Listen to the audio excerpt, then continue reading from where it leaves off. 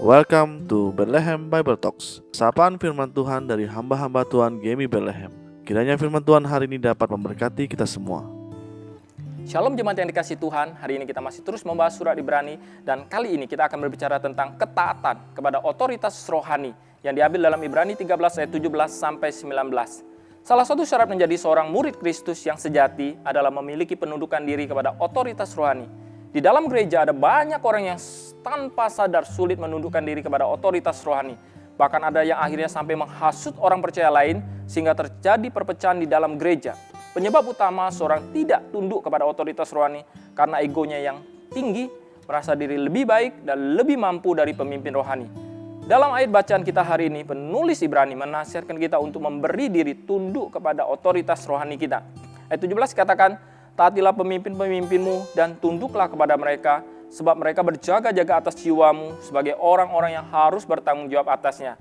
Dengan jalan itu mereka akan melakukannya dengan gembira, bukan dengan keluh kesah. Sebab hal itu tidak akan membawa keuntungan bagimu. Saudara-saudara yang dikasihi oleh Tuhan, kata taatilah dalam ayat ini, dalam teks aslinya memiliki pengertian menyesuaikan, mengalah, dan mentaati. Sedangkan kata tunduklah berarti tunduk kepada otoritas. Di sini kita dapat belajar, kita bisa saja tidak setuju atau tidak suka dengan keputusan pemimpin. Namun kita tidak boleh memberontak. Kita justru diajarkan untuk mengalah, menyesuaikan, dan taat. Tentu saja kita harus menyadari ada batas dalam menaati pemimpin rohani, yaitu selama pemimpin rohani tersebut tidak melanggar firman Tuhan. Dalam kondisi ini kita harus tetap mentaati dan menghormati mereka. Kita percaya bahwa ketaatan kepada otoritas rohani akan membawa kita lebih bertumbuh dan menghasilkan karakter Kristus. Kalaupun pemimpin rohani benar-benar melanggar prinsip firman Tuhan, ajaklah untuk bertemu dan bicarakan dengan baik. Bila perlu, ajak dia untuk berdoa bersama. Ayat 18 katakan, berdoalah terus untuk kami, sebab kami yakin bahwa hati nurani kami adalah baik. Karena di dalam segala hal kami menginginkan sesuatu hidup yang baik.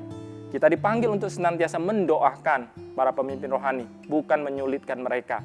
Bahkan penulis surat Ibrani ini sendiri meminta dukungan doa untuk dirinya. Ayat 19 dikatakan, dan secara khusus aku menasihatkan kamu agar kamu melakukannya, supaya aku lebih lekas dikembalikan kepada kamu.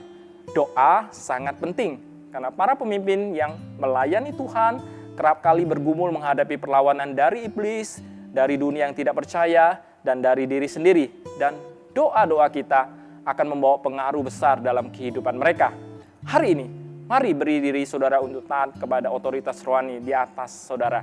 Jika perlu, buat daftar para pemimpin rohani dalam hidup saudara. Apa yang bisa saudara doakan untuk mereka? Saya yakin mereka akan dikuatkan jika mereka tahu saudara mendoakan mereka.